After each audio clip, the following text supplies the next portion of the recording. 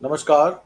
7 PM प्रणाम India के live में आपका स्वागत है। हरियाणा विधानसभा चुनाव 2024 में भाजपा की जीत के बाद राज्य में शपथ ग्रहण समारोह की तैयारियां चल रही हैं। पहले 15 अक्टूबर को शपथ ग्रहण समारोह होना था, लेकिन अब तारीख बदल दी गई है।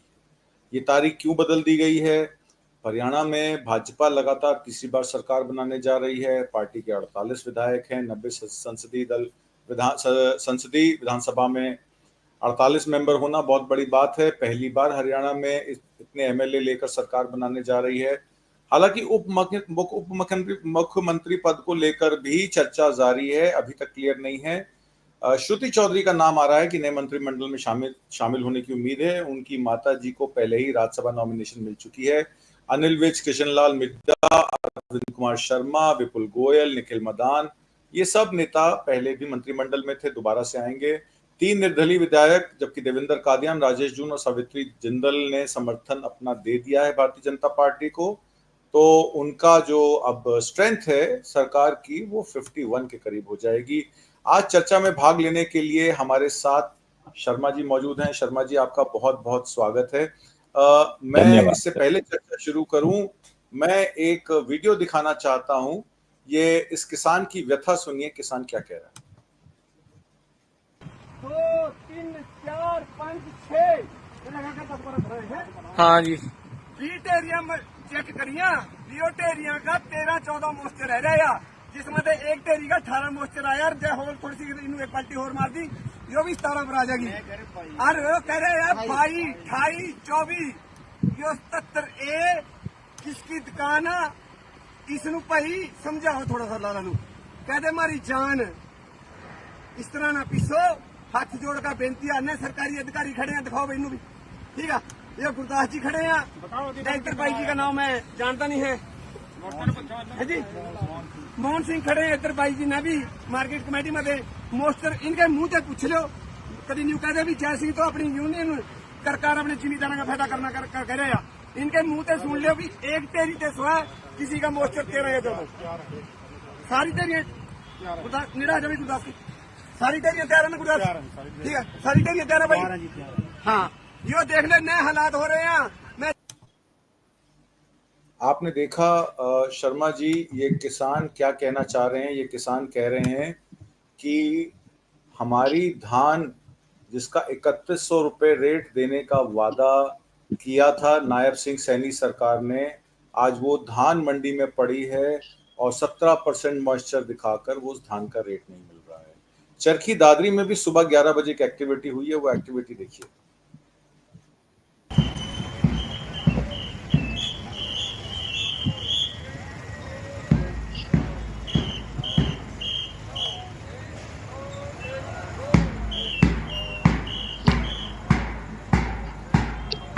तीसरी बार सरकार बनी है, ये मार्च तो करेंगे नागपुर तक। तो अरे आज वो उसने क्या नाम दशहरा, तो फिर दशहरा है तो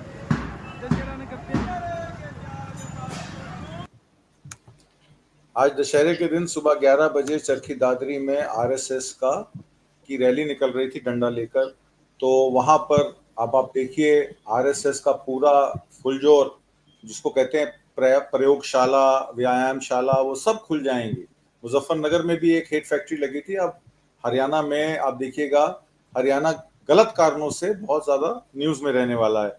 मैं आपसे ये पूछना चाहता हूं, भारतीय जनता पार्टी की सरकार कैसे बनी? हालांकि बहुत सारे लोगों का कहना है 61.9% वोट हरियाणा में मिले थे, और उसके बाद उसका आंकड़ा 67.9% कैसे हो गया? 6.7% वोट बढ़ा दिए गए। संख्या में देखें तो 13 लाख वोट 90 सीटों पर बढ़ा दिए गए, यानी प्रति सीट 15,000 वोट बढ़ गए। 15,000 से कम वोटों से हारने वाली सीटों की संख्या 50 है। लोकसभा चुनाव में भी जिस तरीके से 5 दिन 7 दिन बाद वोट परसेंटेज बढ़ाया गया था, वो शक के दायरे में था और आज तक उसका कोई स्पष्टीकरण नहीं दिया गया है। पहली टिप्पणी शर्मा जी आपकी। जी, पहले सर मैंने जो देखा है मैं उसकी बात करता हूं। आपने जो सीन दिखाया वो मन को व्यथित करने वाला। किसको कहें पीड़ा? आप ही बताएं किसको कहें? जो व्यथा का समाधान करने वाला व्यक्ति है, वही पीड़ा दे रहा है। तो ये तो बड़ा अनफॉर्चुनेट है, दुर्भाग्यपूर्ण है ये स्थिति। अगर वो जो मंडी के किसान हैं जो अपनी धान की खेती को लेकर गए हैं, वो किसी आशा से गए और उनकी आशा को आप निराशा में बदल दें, किस अधिकार से आप ये सारे कृत्य, और मोदी जी की भाषा में कहूं तो कुकर्म, क्योंकि वो तीखी भाषा बोलने के आदी हो गए हैं, सर पर मद चढ़ा हुआ है, वही मद धीरे धीरे धीरे उनके नीचे जो पदाधिकारी हैं उन तक पहुंच रहा है। और ये जो आपने सीन दिखाया है ये मार्मिक है, इसमें कहीं राजनीति होनी नहीं चाहिए। इसमें सीधा सा सवाल है कि अगर आप किसी पेच को फंसाकर, मॉइस्चर का आपने कह दिया, आप कुछ और भी कह सकते हैं, और उस किसान की खेती जो उसका फल है उसका दाम नहीं देंगे तो पीड़ा होगी। और मेरे जैसी उम्र में पीड़ा होना स्वाभाविक भी है, क्योंकि एक पूरी भरपूर जिंदगी जी है। पैसा क्या होता है, उसकी क्या वैल्यू होती है, जब आदमी 10 महीने काम करता है उसके बाद उसको मिलता है। हमें तो हर महीने तनख्वाह मिल जाया करती थी, किसान को हर महीने तनख्वाह नहीं मिलती। तो मेरा मानना यह है कि ये हरियाणा में पर्टिकुलर आपको ये सीन ज्यादा मिलेंगे, क्योंकि उनको अधिकार मिल गया इस तरह के सीन क्रिएट करने के लिए। दूसरी ओर आपने दिखाया मुझे आरएसएस की एक पदयात्रा हो रही, जिसको पथ संचालन कहते हैं वो, और वो दंड को लेकर हो, क्योंकि मैं आरएसएस में रहा हूं। दशहरा में आमतौर पर जिन जगह परिस्थितियां अनुकूल होती हैं वहां इस प्रकार की पथ संचालन किया जाता है, उसमें अनहोनी कुछ नहीं है। परंतु चरखी दादरी में करना, वो मुझे लगता है स्थान विशेष का महत्व मान लिया है, क्योंकि बहुत बड़ी जगह नहीं है, बहुत ज्यादा संख्या में स्वयंसेवक नहीं होंगे, अरेंज किए गए होंगे, बुलाए गए होंगे।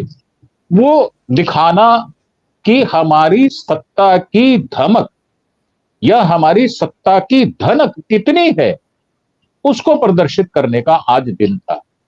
वैसे भी उनके यहां रिवाज है शस्त्र को पूजा करना। वैसे शास्त्र भी ये कहता है कि दशहरा जो है वो ये दर्शाता है कि असत्य पर सत्य की जीत हुई थी। तो शस्त्र को लेकर ही राम जी ने उस जीत को पाया था, परंतु उस जीत के पीछे वो निहार्थ क्या था, मतलब तात्पर्य क्या था उसका, किस लिए जीते थे, वो किस लिए मारा था। वो इसलिए कि एक नारी का सम्मान का हरण कर लिया गया था। हालांकि रावण ने नारी के सम्मान को रखा था, अपने महल में नहीं रखा, उन्होंने बाहर खुली वाटिका में रखा था। सम्मान उन्होंने पूरा किया, और अपने भाई की बेटी जो है वो उनकी देखभाल के लिए रखी गई थी। परंतु क्या वास्तव में ये जो हम नकल कर रहे हैं, हम सत्ता में हैं, क्या हम उसकी नकल को पूर्णतः कर रहे हैं या नहीं कर रहे? आपको अगर मैं ये कहूं कि मणिपुर याद कराना है मुझे, या मुझे बॉम्बे याद कराना है जहां पर अभी बलात्कार हुआ, या मुझे आपको बनारस याद कराना है जहां पर 3 छोरे जो हैं वो बलात्कार करने के बाद मध्य प्रदेश में प्रचार करते पाए गए, तो मुझे लगता है वो शायद बेईमानी होगा। लोग जानते हैं इनके विषय में, अनभिज्ञ कोई नहीं है। अब बात यह है कि आप सत्ता में तीसरी बार आ गए, और कैसे आए? बिल्कुल आप याद करें गुजरात का पैटर्न क्या था। 3 दिन तक आपको संख्या नहीं दी गई कितनी वोटिंग हुई है, और जो आखिरी संख्या थी, जो हमारे पोलिंग एजेंट फॉर्म 17 लेकर जिसको क्लोज करवाते हैं, उसमें संख्या कितनी थी, और जब 3 दिन बाद संख्या बाहर आई तो वो कितनी हो गई, उसमें बहुत बड़ा डिफरेंस था। और उसके बाद आप देखें जब लोकसभा का चुनाव हुआ तब भी 79 सीट्स, ये मोदी जी जो शब्द कहते हैं अगर हम उनको ध्यान से सुने, उस पर मनन करें, चिंतन करें, तो बिल्कुल सत्य बोलते हैं। जैसे उन्होंने कहा आपदा में अफसर। अब आपदा ये है कि साहब आप डाटा नहीं देना चाहते, तो मोदी जी डाटा कौन सा देते हैं, मुझे आप बता दो जरा। आप तो मुझसे ज्यादा अच्छे जानकार हैं और कृषि कृषि के विषय में आपका वरदस्त है। आपने किसानों के लिए जान हथेली पर रखकर काम किया। मैंने बहुत बार आपको ट्रैवल करते हुए देखा है। उस ट्रैवलिंग में एक तरफ शोर हो रहा होता था, एक तरफ आप रिपोर्टिंग कर रहे थे, लोगों को आप समझा रहे थे, बता रहे थे कि ये लड़ाई है दरअसल किस चीज की। ये एमएसपी की लड़ाई है भाई साहब। आप जार जार चीख चीख कर लोगों को बता रहे थे। उस समय आपकी मनोदशा देखने वाली थी। आपके माथे पर पसीना था, मुंह प्यास से सूख रहा था, परंतु आपने अपने जो धर्म है, आपका धर्म है रिपोर्टिंग करना, और कृषि आपका मुख्य विषय होने के कारण आप बाध्य हैं उसको बताने के लिए। आप किसी पार्टी के प्रवक्ता तो है नहीं। हाँ, ये मैं मानता हूं कि किसानों के आप हमदर्द जरूर हैं, ये मैं मानता हूं, क्योंकि आपकी पृष्ठभूमि है।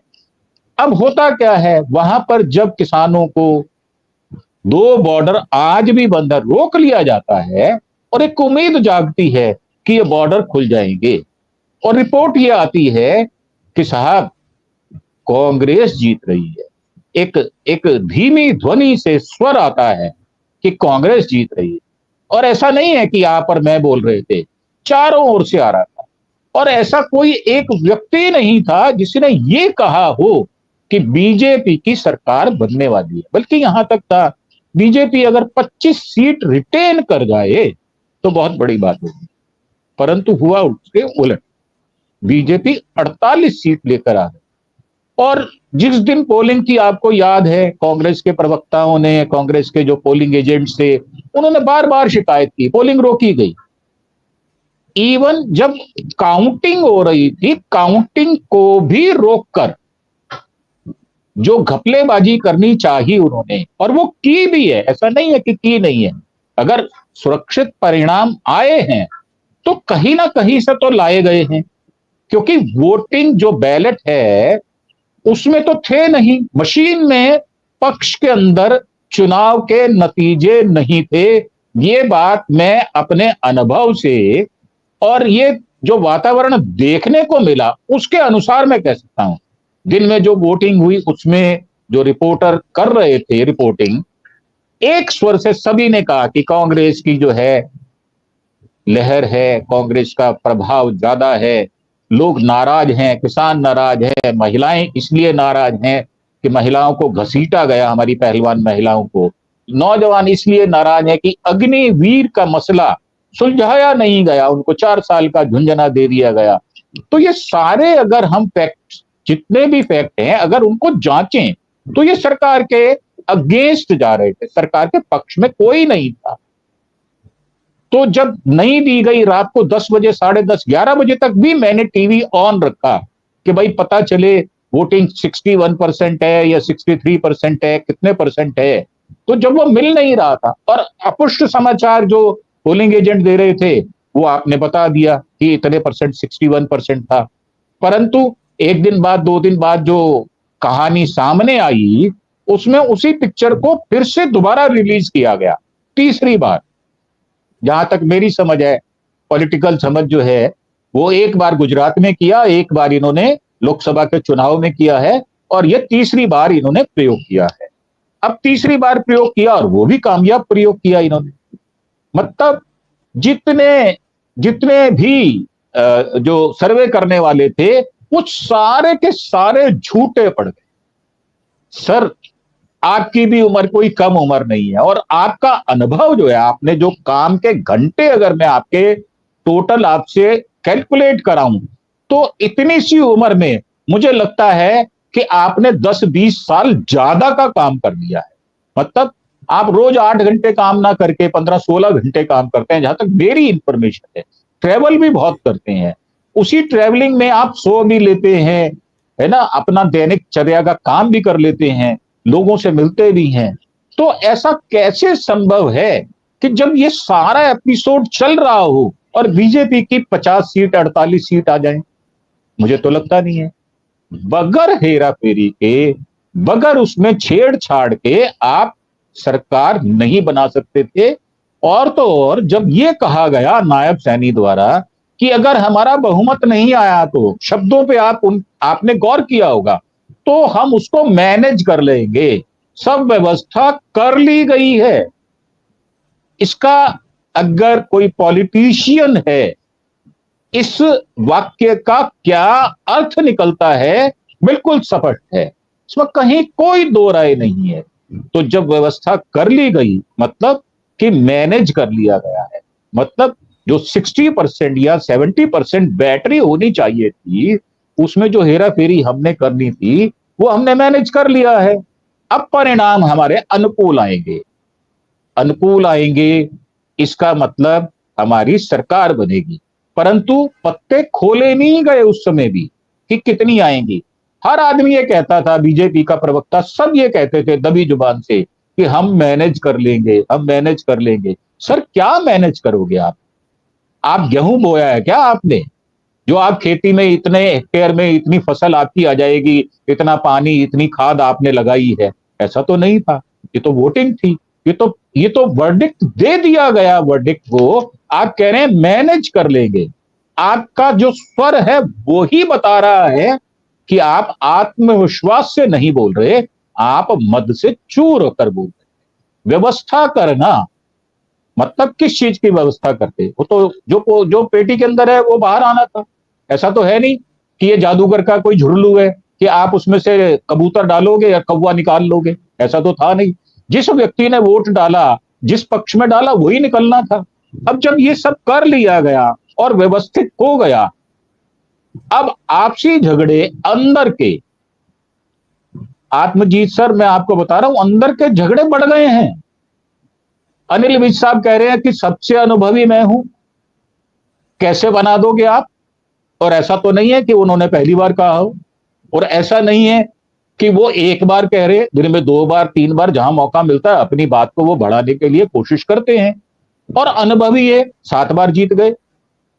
तो झगड़ा जो है, जो डेट बढ़ाई जा रही है, जो हमारा मूल मुद्दा है, जो डेट बढ़ाई जा रही है, वो कारण नहीं है, कारण है। और यह भी डर लगा हुआ है कि कांग्रेस सुप्रीम कोर्ट में ना चली जाए। 7 सीटों पर प्रूफ मिल चुके हैं, 13 सीटों के साक्ष्य इकट्ठे किए जा रहे हैं। कहीं ऐसा ना हो रिट दायर कर दी जाए और सुप्रीम कोर्ट उस पर ऑर्डर पास कर दे कि साहब इन सीट्स की दोबारा से काउंटिंग की जाए। 32 वोट से मात्र, आपको याद होगा बॉम्बे में एक व्यक्ति 8 वोट से जीत गया था, आपको ध्यान होगा। ये लिस्ट दिखाना चाहता हूं, आप भी देखिए जी जी जी। बीजेपी 32 वोट से जीती, डबवाली आईएनएलडी 10 वोट से जीती, दादरी बीजेपी 1957 वोट से जीती, असंध 2306, होडल 2595, महेंद्रगढ़ 2648, सफीदों 4037, रानिया 4191, दरौंदा 4531। तो कुल 9 सीटों पर, जिसमें 7 बीजेपी और 2 आईएनएलडी जीती है, कांग्रेस की हार का अंतर 22,907 वोट है।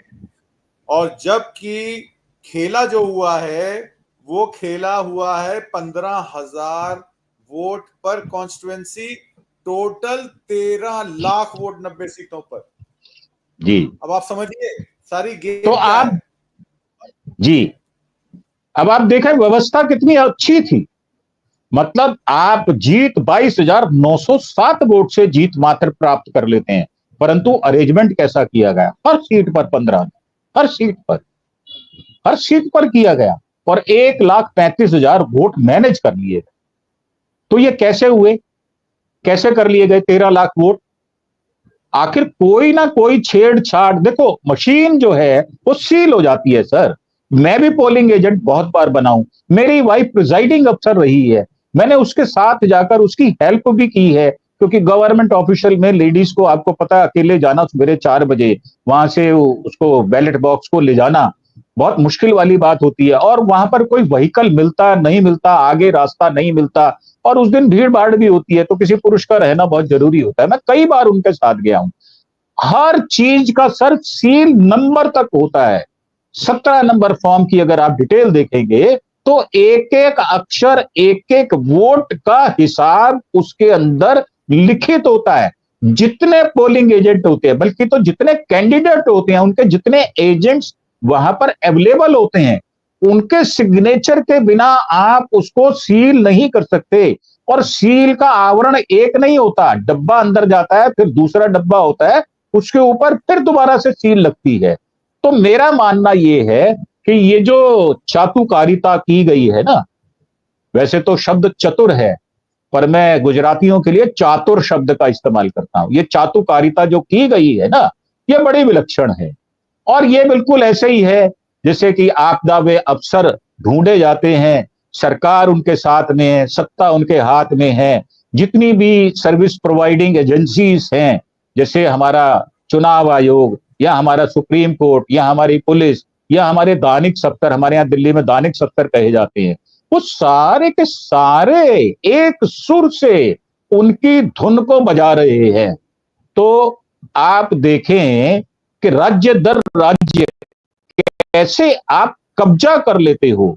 और अभी भी ये जीत बिल्कुल ऐसे ही है जैसे किसी के मरने के बाद 13वीं की जाती हो। ये जीत का जश्न नहीं मना रहे, ये जीत का शोक मना रहे हैं, क्योंकि असमंजस में है कि इतनी वोटों से हम कैसे जीत गए, इतनी सीटें कैसे ले आए।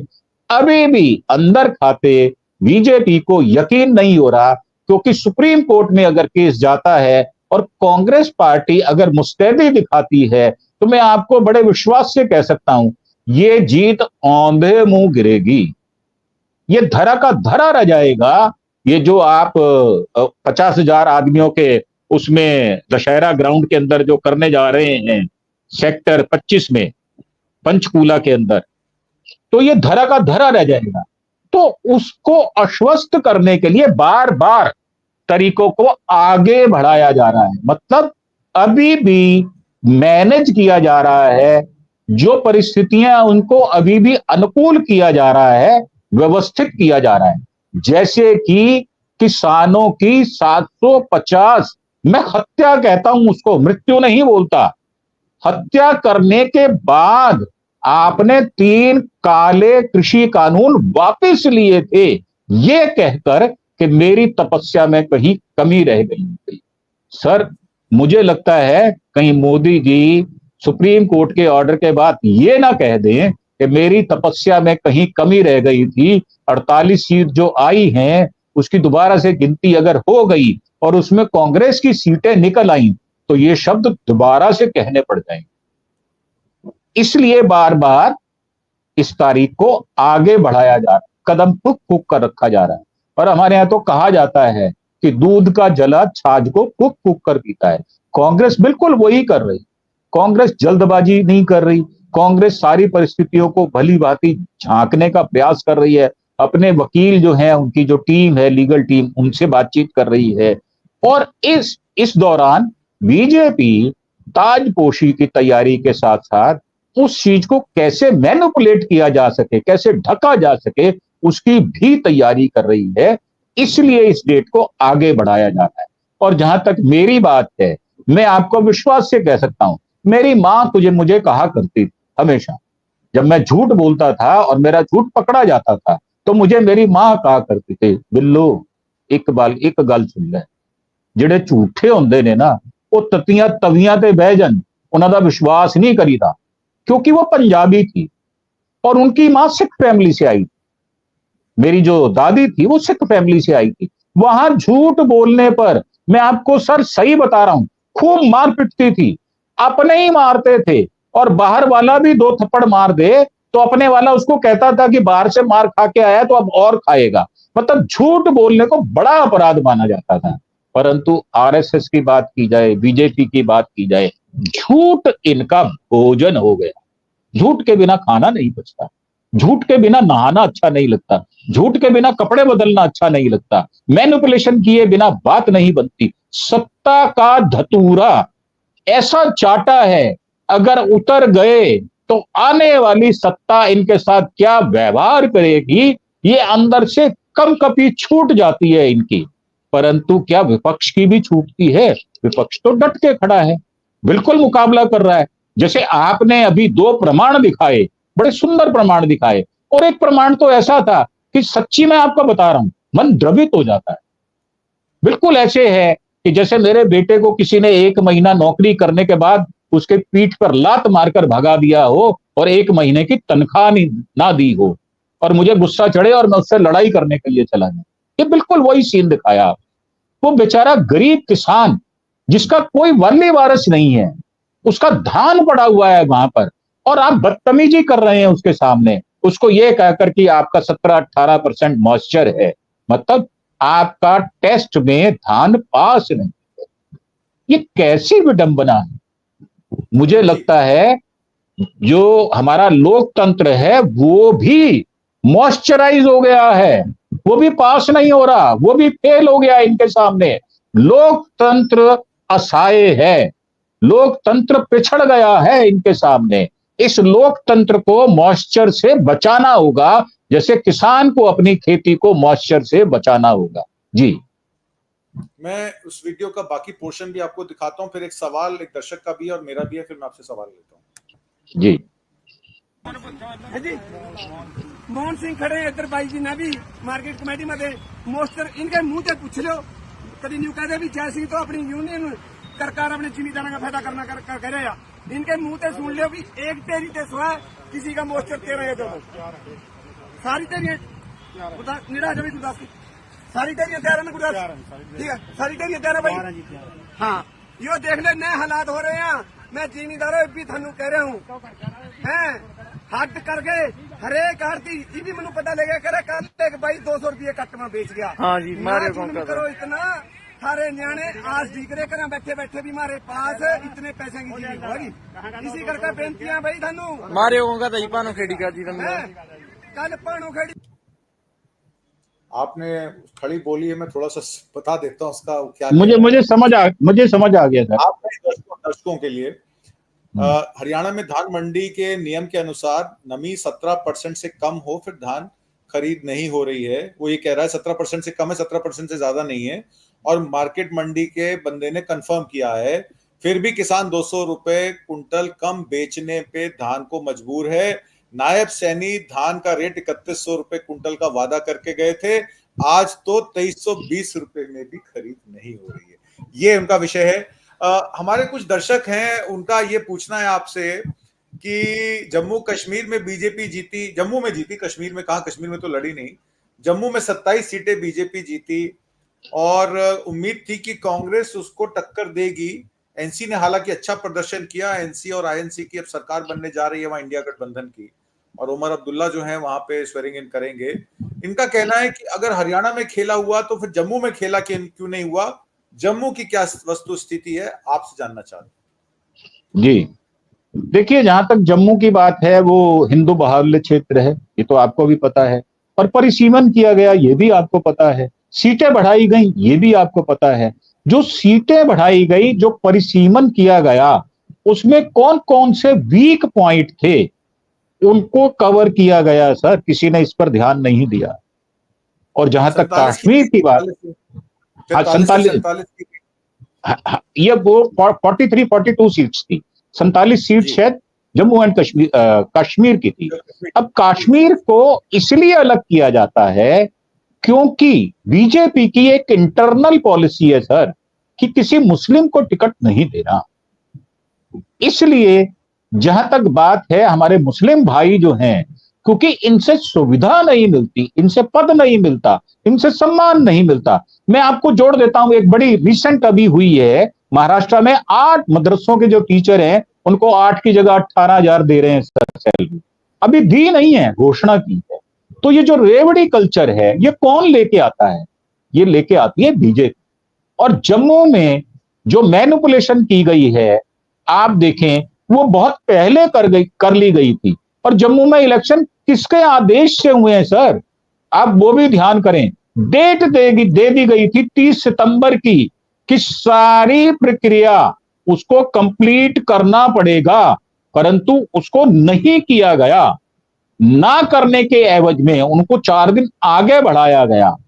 तो जो नहीं किया गया, वहां पे जो रिजल्ट नहीं आए, वो वहां के जो वोटर हैं वो बताएंगे कि हमने जम्मू में बीजेपी को क्यों वोट दिया और कश्मीर में हमने क्यों वोट नहीं दिया। आप देखें जो जम्मू में पोस्टिंग करवा लेते थे टीचर्स अपनी, कश्मीर में रिमोट एरिया में उनकी हत्याएं हो जाती थी। तो उसका जवाब भी तो देना पड़ेगा, उसका जवाब सरकार नहीं देती। उसका जवाब हमारे जैसे पत्रकारों से पूछा जाता है कि ऐसा क्यों हुआ, जबकि हम ग्राउंड जीरो पे नहीं गए। हम यहां से सिर्फ जो हमारे समाचार हम तक पहुंचते हैं हमारे मित्रों द्वारा, हम उनके आधार पर अपनी एक अवधारणा बनाते हैं। जम्मू में बहुत पहले उसकी तैयारी कर ली गई और 10 वर्ष मिले सर। 10 वर्षों में कितनी पुलिस, कितनी मिलिट्री, 10 लाख से ऊपर ट्रुप्स हैं वहां पर। एक एक फिट पर एक एक आदमी बंदूकधारी वहां खड़ा है। उसके बावजूद कश्मीर में कैसे एक्सट्रीमिस्ट आ जाते हैं, जबकि मोदी जी ये कहा करते थे कि मैं ये जो नोटबंदी कर रहा हूं इससे उग्रवाद को कमी मिलेगी, परंतु कमी तो मिली नहीं। ड्यूरिंग इलेक्शन के अंदर भी आक्रमण हुए हैं, हमारे सैनिक मारे गए हैं। कितने सैनिकों पर आपने मोदी जी ने अफसोस जाहिर किया, कितने सैनिकों के घर गए, कितने सैनिकों को उन्होंने पीएम केयर फंड से पैसा दिया, वो मेरी समझ से बाहर है। मेरा मानना ये है। जी जी जी आप अपनी बात कंप्लीट कीजिए, फिर मैं सवाल करता हूं। तो मेरा मानना यह है कि कश्मीर की परिस्थिति अलग है, जम्मू की परिस्थिति अलग है, लद्दाख की परिस्थिति अलग है, और उसको मैनिपुलेशन करने के लिए 5 नॉमिनेट सदस्य भी चुने गए, जो कि उन्होंने पहले ही जो बीजेपी के पदाधिकारी थे उनको एडहॉक एमएलए कह लें या अपॉइंटेड कह लें, वो पहले डिसाइड हो गया था कि अगर हमारी मेजोरिटी कम होती है तो हम वहां से पूरी करेंगे। परंतु नेशनल कॉन्फ्रेंस बहुत अच्छा अपना परफॉर्मेंस कर गई, तो उस पर तुर्रा यह कि उमर अब्दुल्ला एमपी का इलेक्शन हार गए और अपनी दोनों सीटें जीत गए एमएलए की। तो मेरा मानना यह है कि ये जो किया धरा है ये भी बीजेपी की वजह से ही है। अगर कश्मीर में मुस्लिम बाहुल्य क्षेत्रों में उसको वोट नहीं मिलता तो वह अकारण नहीं है, उसके बहुत बड़े बड़े कारण है। तो ये कहना कि जम्मू में जीत गई तो उसके विषय में क्या कहेंगे, वो पिक्चर बिल्कुल साफ है सर, शीशे की तरह। उसमें कहीं कोई ऐसी दुविधा वाली बात ही नहीं है जो हम हरियाणा को जम्मू से जोड़कर देखने की बात करें।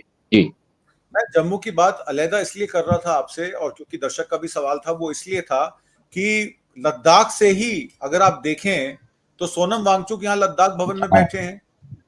वो जगह मांग रहे थे पर्यावरण को लेके, लद्दाख की संस्कृति को लेके, लद्दाख की जो डेवलपमेंट काउंसिल को लेकर उनके कुछ सवाल थे। वो प्रधानमंत्री मोदी से मिलना चाहते थे, उनको नहीं मिलने दिया गया। लद्दाख भवन में उनको नजरबंद कर दिया गया और वहीं पे वो लोग अपना वो कर रहे हैं, एजिटेशन कर रहे हैं। हरियाणा में उनको डर ये था कि हरियाणा में अगर कांग्रेस की सरकार आ जाती तो वहां के किसान जो खनौरी और शंभू बॉर्डर पर बैठे हैं वो दिल्ली की ओर कूच कर जाते और जम्मू कश्मीर, पंजाब, हरियाणा का फिर एक जमावड़ा दिल्ली के बॉर्डरों पर आ जाता शीतकालीन सत्र से पहले। और इसकी जो चिंता थी वो गृह मंत्री और प्रधानमंत्री को खाए जा रही थी। उन्होंने कहा, और इसका आधिकारिक बयान है मीटिंग में अपनी, अखबार में आया, साम दाम दंड भेद जो भी लगे उसका इस्तेमाल करो और 10% वोट बढ़ाओ, क्योंकि हम 10% से पीछे हैं। और वोटों का अंतर जो दिखाया वो 0.8% है, और जो गिनती हुई उसमें 17 लाख का डिफरेंस है। तो 17 लाख मतलब कहां 17 लाख और कहां 10% वोट, आप समझ लीजिए। और उसके बाद नायब सिंह सैनी का जब बयान आता है तो वो कहते हैं हमने सब प्रबंध कर लिए हैं, चिंता की जरूरत नहीं है, भाजपा सरकार बनाने जा रही है। उनके मुंह से उनका अपना कन्फेशन स्टेटमेंट दे दिया गया। और ये हरियाणा की सरकार गैर लोकतांत्रिक सरकार है, लोगों द्वारा चुनी हुई सरकार नहीं है। देखना यह है कि हरियाणा के लोग तो देखिए, वो तो लठ लेके ताऊ खड़े होते हैं, कितने दिन बर्दाश्त करेंगे इनके झूठ। बात असली ये है अरुण शर्मा जी, आपने भी जो लठ की बात कही थी कि आपके पिताजी कहते थे कि जो लठ से काम आता है वो बातों से कई बार नहीं मानता है, लातों के भूत बातों से नहीं मानते। तो हरियाणा के ताऊ भी तो देख रहे हैं। आपने 24,000 नौकरियां देने का वादा किया कि मैं शपथ ग्रहण से पहले 24,000 नौकरियां दे दूंगा, मैं 3100 रुपए एमएसपी धान पे दे दूंगा। तो मैंने आज को यही शीर्षक रखा कि अग्निवीर भी वेट कर रहे हैं। आपने कहा था सारे अग्निवीरों को सरकारी पेंशन वाली नौकरी मिलेगी, कहा था नहीं कहा था? आप ही ने कहा था कि हम ये सब चीजें, और फ्री सिलेंडर की बात भी करते हैं। ये जम्मू कश्मीर में कहते थे ईद पे सिलेंडर देंगे, यूपी में कहते थे दिवाली दशहरे पे देंगे। आज दशहरा है। उत्तर प्रदेश की जनता से मैं पूछना चाहता हूं हमारे दर्शकों के माध्यम से, कितने लोगों को पिछले 2022 में इलेक्शन हुआ था, 2022 से 2024 में कितने फ्री सिलेंडर दिवाली दशहरे पर मिले?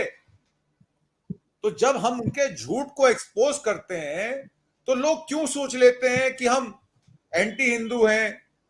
अरे भाई, इस देश के लोकतंत्र में समावेशी सरकार, बी आर अंबेडकर का सपना संविधान का जो था, इस देश के आजादी के परवाने जो थे, भगत सिंह हो, राजगुरु हो, चंद्रशेखर आजाद हो, उनका कोई धर्म था?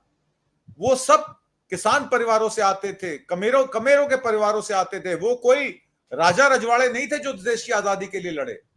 तो ये देश जो है वो किसान, कमेरों और आम आदमी का है। ये देश किसी राजा का नहीं है।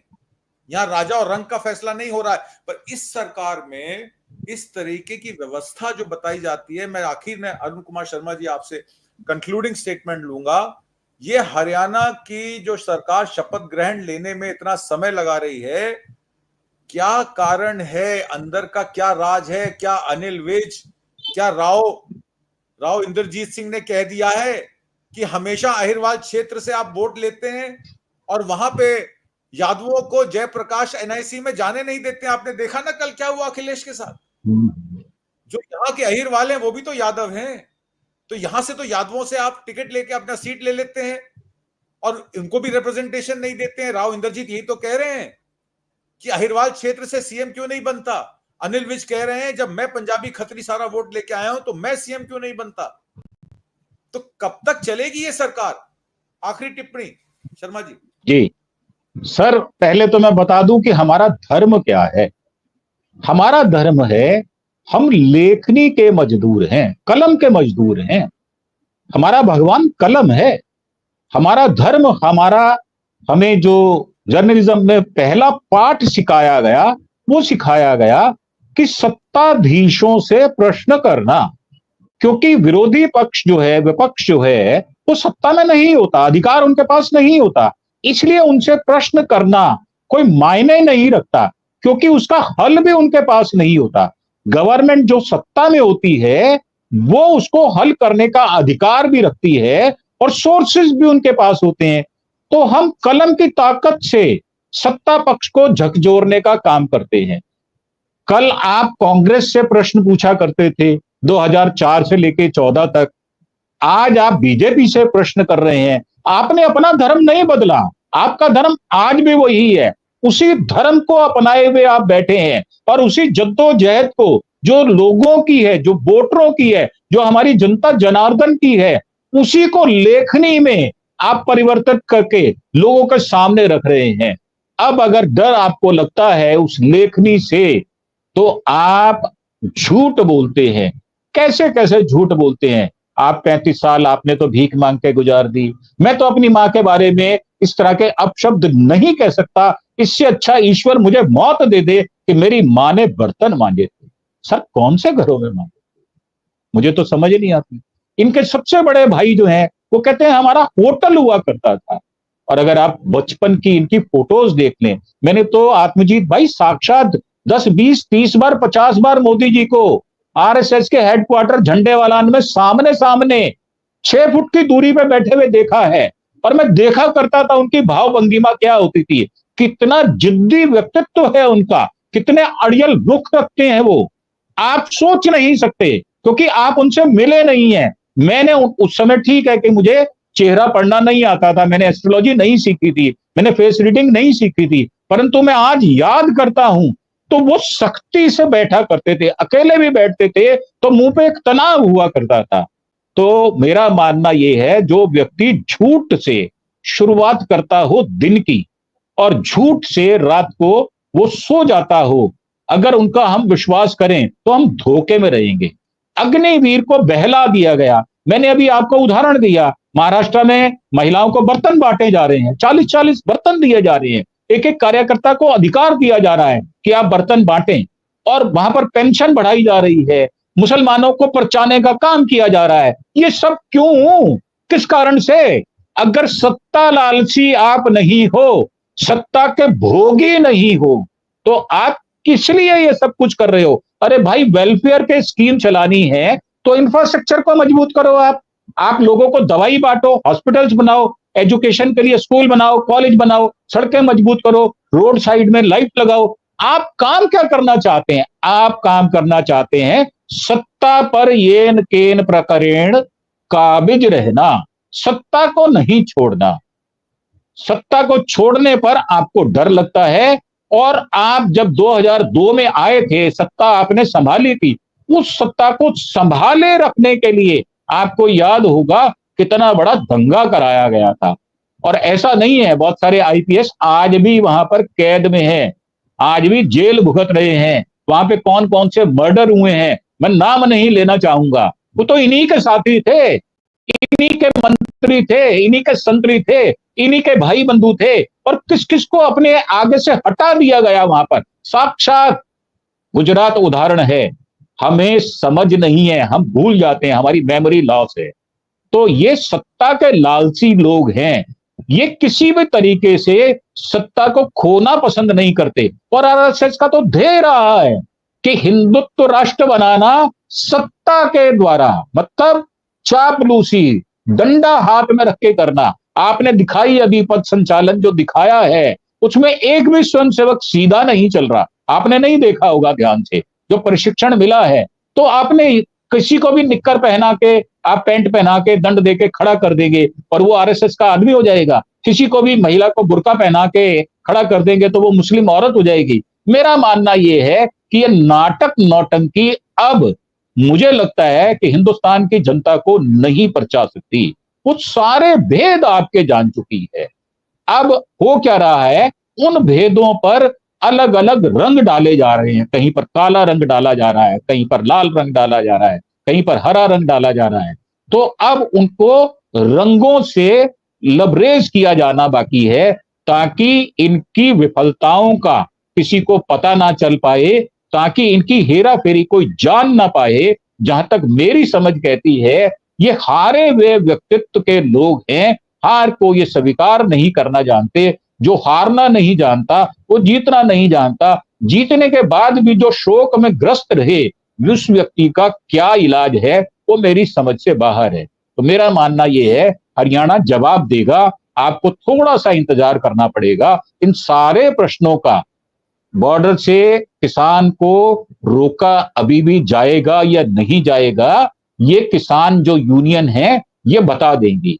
क्या वो अपने रुख में बदलाव लेंगी या इनका विरोध करने पर बैठी रहेंगी, घेरे हुए बॉर्डर खुलेंगे नहीं खुलेंगे। अभी बहुत सारे प्रश्नों के उत्तर आत्मजीत भाई मिलने हैं हमें। मैं खुद भी बड़ी पैनी नजर रखकर उनका इंतजार कर रहा हूं और देख रहा हूं कि हो सकता है इनमें कोई सुधार वाली बात आए। जब सत्ता इतनी मजबूती से आ गई है, 3 इंडिपेंडेंट भी आपने ले लिए हैं, 51 हो गए, तो हरियाणा के किसान, पंजाब के किसानों को आप क्या करेंगे? हरियाणा को पानी देंगे, पंजाब देगा या नहीं देगा? आपका चीफ मिनिस्टर कितना कामयाब होगा? आपका चीफ मिनिस्टर एमएसपी देगा या नहीं देगा? जो मंडियां बंद कर दी गई उनको खोलेगा या नहीं खोलेगा? जो वायदे किए उनको पूरा करेगा या नहीं करेगा? देखने वाली बात आने वाले समय में उन पर नजर रखने की है। जहां तक मैं मानता हूं, मैं उस पर पैनी दृष्टि बनाकर बैठा हुआ हूं, और आने वाले 4 राज्यों के चुनावों में वो परिणाम कहां जाकर बैठेंगे, महाराष्ट्र में, बिहार में, झारखंड में और दिल्ली में, देखने वाली वो बात होगी। ये कौन सा सबक सीखेंगे या ये अनुचित प्रयोग हमारी संस्थाओं का करते रहेंगे और सत्ता को जो अफीम का नशा होता है वैसे चलाते रहेंगे। आने वाला भविष्य इसको तय करेगा। जी बिल्कुल ठीक कहा आपने। हमारे सलीम खान साहब कह रहे हैं 2022-23 में विश्व हंगर इंडेक्स में भारत की स्थिति 12-13 में 53वें नंबर पर थी, अब 110 के आसपास पहुंच गई है। हालांकि 2028 तक प्रधानमंत्री मोदी ने फोर्टिफाइड राइस और 5 किलो राशन देने का वादा किया है। एक हमारे दर्शक हैं, वो कहते हैं दशहरा हिंदुओं का त्योहार है, तुम अपने त्योहार पर ध्यान दो, तुम्हारा हिंदुओं के त्योहार से क्या लेना देना। तो राघव भाई, संस्कृतियां, आपने सरनेम जरूर लगाया है, पर भारत की संस्कृति से शायद आप वाकिफ नहीं है। विजयदशमी का त्योहार सत्य पे, सत्य की जीत है असत्य पे। हम जो आज बात कर रहे हैं ना, वो सत्य की बात कर रहे हैं। असत्य क्या है, सत्य क्या है, देश की जनता जानती है, और आने वाला समय सत्य और असत्य का डिफरेंस आपको भी बता देगा। हम देश की धरोहर हैं, देश की धरोहर में बिलीव करते हैं, देश की संस्कृति में बिलीव करते हैं, और देश के जितने भी धर्म और जितने भी जातियां, जितने भी अनुयायी हैं, उन सबका सम्मान करते हैं। आपको और हमारे सभी दर्शकों को, हमारे चैनल के लोगों को विजयदशमी की हार्दिक शुभकामनाएं। अरुण शर्मा जी, आज आपने मैं सर आपको एक बात जोड़ देता हूं।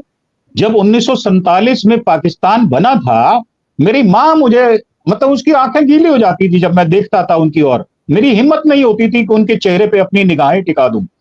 उनके आंखों के कोर गीले होते थे, और वो मुझे कहा करती थी, बिल्लू, ये तेरी मां एक गठरी काख में दबाकर लाई थी, और तेरे पिताजी मेरे साथ नहीं आए थे। वो लाशों के ढेर वाली गाड़ी में आए थे, सांस रोक के बैठे थे, और यहां पर आने के बाद मेरठ में पटरी पर केले बेचे थे। सर, आपने वो सारी बातें एक बार फिर से याद करवा दी। आंखों के कोर गीले हो जाते हैं, मन द्रवित हो जाता है जब हमें कोई ये कहता है कि हम हिंदू भी हैं या नहीं।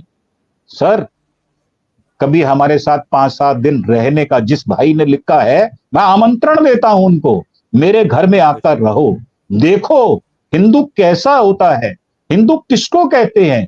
हिंदू वो जो दूसरे की पीड़ा को जाने। मेरे तो बाबा नानक ने कहा है, पीड़ पर आई तू जान। अगर तू पीड़ पराई को नहीं जानेगा तो तू इंसान ही नहीं है। हिंदू की तो बात ही छोड़ दो। और उन्होंने 32 सूफी संतों का आलेख कलमबद्ध करके श्री गुरु ग्रंथ साहब में लिखा है, जिसमें बाबा फरीद भी हैं और बाबा बुल्ले शाह भी हैं। मेरी ननिहाल जो है वो कसूर गांव से है, और मेरी ददिहाल जो है वो बाबा फरीद के गांव से है। तो इंसान किसको कहते हैं, हिंदू किसको कहते हैं, ब्राह्मण किसको कहते हैं? आओ, दोनों हाथों से आपका स्वागत है। मैं सिर माथे पर रखूंगा, मुझे मौका दो, आपको पता चले हिंदू की व्याख्या क्या होती है और हिंदुस्तानी की व्याख्या क्या होती है। जी, बहुत बहुत धन्यवाद शर्मा जी। विजयदशमी की हार्दिक शुभकामनाएं। फिर मुलाकात होगी। नमस्कार जी, धन्यवाद। धन्यवाद। धन्यवाद। Thank you. Thank you.